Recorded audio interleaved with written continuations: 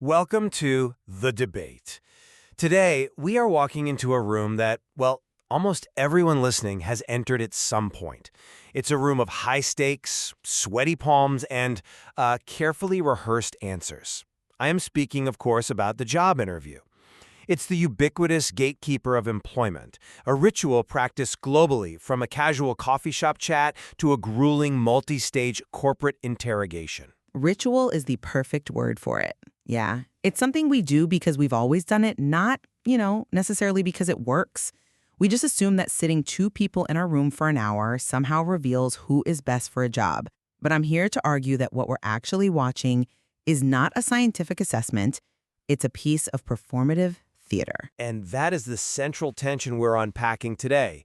Is the job interview a reliable, valid tool for identifying the best candidate, a predictor of future success, or is it, as you suggest, a flawed social game that rewards the best actor rather than the best worker?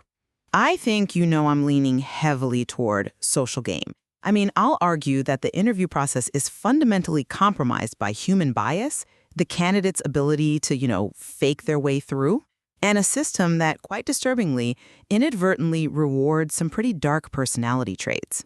I see the flaws, certainly, but I'm going to take the side of the defense here. I'll argue that when we stop just chatting and start using a properly structured process, one grounded in industrial psychology, the interview becomes one of the most accurate predictors of employee success we have. It's not the tool that's broken, it's how most people are using it. Ah, the classic defense. It works in the lab. But let's see if it holds up in the real world. Why don't you lay out the case for the defense of the interview? Gladly. My position is rooted in the hard data of predictive validity. You are absolutely correct that unstructured chats, where a manager just asks, "So, tell me about yourself," are, well, statistically useless. However, the structured interview is a scientifically validated instrument. When we look at meta-analytic results, these are studies of studies, we see that structured interviews have validity coefficients ranging from about 0.20 to 0.57. Okay, hold on. For the listeners who aren't statisticians, can we translate that? What does a 0.57 actually mean in this context? Right, good question. It's a correlation between the interview score and actual job performance later on. And to put 0.57 in perspective, that is comparable to cognitive ability tests, IQ tests, which are traditionally seen as the gold standard in hiring. It's significantly higher than, say, reference checks or just years of experience. But the key is what we are measuring. We aren't asking, what kind of animal would you be? We're assessing person job fit. We are measuring specific KSAOs. KSAOs? Knowledge, skills, abilities, and other attributes. We break the job down into these core elements. We aren't guessing, we're using critical incidents. We look at past employees in that role, identify specific behaviors that led to success or failure, and then we build questions around that. It turns a gut feeling into a data point. That all sounds incredibly tidy, but I look at the reality of the process, and I see a minefield of measurement error. The vast majority of interviews are not structured like that. Managers rely on intuition, and intuition is often just a fancy word for, I like this person because they remind me of myself. I will concede that the unstructured interview is the Wild West. It's worse than the Wild West. It's a hallucination of competence. Research shows that interviewers suffer from this massive overconfidence. They believe they're human lie detectors, they think they can judge character in 45 minutes, but the data shows they fail repeatedly to identify optimal candidates. What the interview primarily measures isn't job fit. It measures interviewee performance. We're testing social effectiveness skills, things like impression management, self-monitoring, relational control. We are hiring the person who controls the flow of conversation, not the person who could actually code the software or manage the P&L. But isn't social skill relevant? If you can't communicate in an interview, how can you communicate with a client? For a sales role? Sure, maybe. For a data analyst? Probably not. But the failure of measurement goes even deeper. We have to talk about the self-fulfilling prophecy effect. An interviewer looks at a resume or a LinkedIn profile before the candidate even walks in. They form a snapshot judgment. If that impression is positive, they subconsciously treat the applicant with warmth. They smile, they nod. That makes the applicant relax and perform better. If the impression is negative, the interviewer is cold, the applicant gets anxious, and they bomb. The interview doesn't measure the candidate, it validates the interviewer's pre-existing belief. You are touching on the heart of the debate here, the illusion of structure versus the reality of bias. Let's dig deeper into this. You claim that bias prevents accurate measurement. I'm not convinced by that, because the entire field of industrial organizational psychology has spent decades developing tools specifically to mitigate that bias through structure. You keep using that word structure, but what does it actually look like? Because in my experience, structure is often just a checklist that a hiring manager completely ignores the moment they feel a spark with a candidate. Elements of structure identified in the research. It means asking the exact same questions of all applicants in the same order. It means no prompting, you don't help the candidate who is struggling, and crucially, it involves evaluation structure. You don't just say, "I liked her" at the end. You rate each answer individually using anchored rating scales, specifically bars. Bars? Behaviorally anchored rating scales. So instead of a 1 to 5 scale based on a feeling, a 5 is defined by a specific behavior. For example, candidate described a conflict resolution strategy involving active listening and compromise. A 1 is candidate suggested avoiding the conflict. It forces the interviewer to grade the evidence, not the vibe. That is the ideal, I agree. But even with bars and panels, you're still introducing human raters, and humans are just plagued by job-irrelevant interviewer biases. Let's just talk about the attractiveness bias. It is well documented that physically attractive people are judged more favorably on job-related factors, even when their looks have absolutely nothing to do with the job. We just assume good-looking people are smarter, healthier, and more competent. Can a rating scale really turn off that biological switch? It doesn't turn it off, but it dilutes it. Structured interviews with multiple raters, panel interviews, have been shown to reach inter-rater reliability levels of 0.75 or above. When you have 3 people scoring based on strict criteria, the individual bias of one person tends to, wash out. I'm sorry, but I just don't buy that structure eliminates these deep-seated signals. Consider vocal attractiveness. We judge people based on pitch, speech rate, and loudness. A certain mix of speech rate, loudness, and pitch predicts ratings. If someone has a good voice, deep, resonant, confident, we assume they're a leader.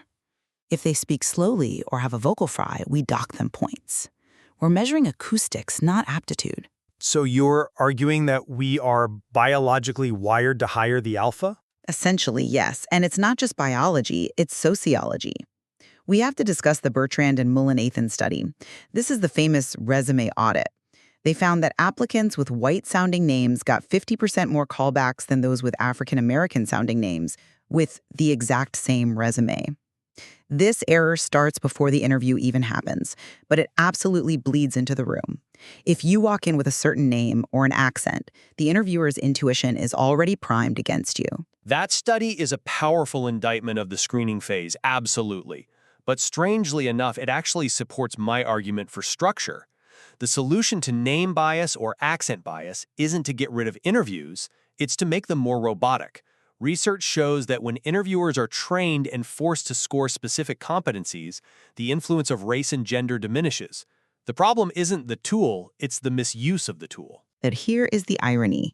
Interviewers hate structure. They resist it. They prefer unstructured formats because it allows them to feel autonomous. They want to trust their gut. So you have a tool that works, structure, but the users, the hiring managers, refuse to use it properly because it feels impersonal. They want the theater. That's a fair critique of human nature, but not of the science. If organizations want predictive power, they have to enforce the discipline. But I want to pivot to your earlier point about performative theater. You suggested that candidates are just acting. Exactly. And we need to talk about faking and the darker side of personality. Well, I acknowledge that impression management, or IM, occurs. But we need to distinguish between honest IM, which is self-promotion of true skills, and deceptive IM. If I tell you I'm a hard worker and I actually am, that's impression management, but it's also the truth. That's a valid distinction for a normal candidate. But have you considered that the interview format is practically designed to be exploited by the dark triad of personality? I'm talking about narcissism, Machiavellianism, and psychopathy. You think they have a structural advantage in an interview? A massive one. Let's look at narcissism. Narcissists are skilled at glorying. They're comfortable taking credit, boasting, dominating the room. In a short 30-minute interaction, a narcissist looks like a high-potential leader. They create a fantastic first impression because they're often better dressed, more charming, and they exhibit these self-assured body movements. They mask their inability to perform long-term with short-term charisma. That is a risk, but that's why we use past behavioral questions. If I ask a narcissist, tell me about a time you failed, their inability to accept fault usually reveals itself. The STAR technique, situation, task, action, result, forces candidates to be specific. It is much harder to fake a detailed past event than it is to fake a hypothetical situational question like, what would you do if? Harder, perhaps, but not impossible for a Machiavellian. I mean, these individuals are manipulative by nature. They can fabricate a STAR response that sounds perfect. And then there are the corporate psychopaths. They display this superficial charm and high energy. They're thrill-seeking. And in an interview, that thrill-seeking is often mistaken for entrepreneurial spirit or high motivation. The interviewer thinks, wow, this person is a go-getter, when in reality, they're just impulsive and irresponsible. That is a terrifying prospect, I admit. You're saying we are selecting for toxicity because it looks like confidence. Precisely. One study found that 80% of participants lied about job-related skills in an interview. 80%. If the majority of people are lying, and the people listening are overconfident in their ability to detect those lies, we aren't conducting an assessment. We are attending a fiction writing workshop. But we aren't just looking for skills or facts. We are trying to find fit. And this leads us to another crucial aspect, anxiety and technology. We are looking for person-organization fit. Fit. That is one of the most dangerous words in hiring. Why do you say that? It's standard practice to ensure someone aligns with the company's values. Because fit is often just a euphemism for ingratiation. Research shows that the more an applicant sucks up, compliments the organization, agrees with the interviewer, the higher their fit score. It rewards sycophancy, not alignment. It rewards people who know how to play the game. I would frame it differently. Fit measures whether a candidate shares the core values of the organization. Structured interviews allow for a dual assessment, determining if they have the KSAOs and if they align with the culture. And with modern technology, we can expand the pool. Media richness theory suggests face-to-face is best for data gathering, but video and phone interviews allow us to screen more diverse candidates from further away. But technology is actually making the bias problem worse, specifically when it comes to interview anxiety. Anxiety is a natural reaction, though. Everyone gets nervous. But it is a barrier that penalizes specific groups unfairly. Research identifies low assertiveness and slow speech rate as key indicators of anxiety. If a candidate speaks slowly because they're thoughtful or maybe because of a cultural difference, they are perceived as anxious and less competent. Anxiety does not correlate with job performance for many roles. Think of a software engineer or an accountant. Yet it absolutely destroys interview performance. That's true. If the job doesn't require public speaking, we shouldn't be testing for it. And now add video interviews to the mix. Video is perceived as less personable and less fair by applicants. If there is a lag, poor latency in the connection, it causes misinterpretation of nonverbal cues. A pause might look like hesitation or stupidity when it's actually just bad Wi-Fi. We are literally judging people on their internet connection speed, not their competence. I see the validity in the technical concerns.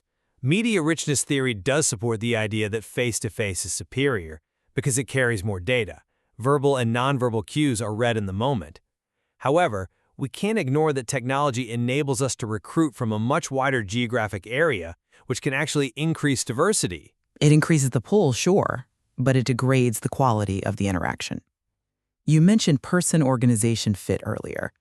In the video interview, it is much harder for a candidate to assess the company culture. It becomes a one-way interrogation rather than a two-way exchange. So to summarize where we stand, I'm not denying that the human element introduces noise, but my position remains that the structured interview is the most practical tool we have for assessing complex human traits. You can't measure conscientiousness or agreeableness or communication skills with a paper test alone. When we use behavioral questions based on critical incidents, on real job requirements, we achieve high predictive validity. We just need to ensure interviewers are trained to ignore the noise of appearance and vocal pitch. And I maintain that the interview is fundamentally a social game, where the best actors, not necessarily the best workers, win. The process is plagued by construct bias and method bias, particularly across cultures. When we rely on intuition and face-to-face charm, we open the door to narcissists and corporate psychopaths. We're using a tool that feels good, but, it often fails to deliver the truth. It seems we have a tension between the ideal of a standardized assessment and the reality of human social interaction. Precisely. The science says one thing, but the practice says another. And perhaps the answer lies in being aware of both, understanding the power of the tool, but also respecting its limitations. And maybe, just maybe, being a little more skeptical of the person who charms the pants off you in the first 5 minutes. That is always good advice. Thank you for listening to the debate. Whether you are the one hiring or the one hoping to be hired, we hope this gives you a new lens on that time-honored ritual. Good luck out there. You're going to need it. Until next time.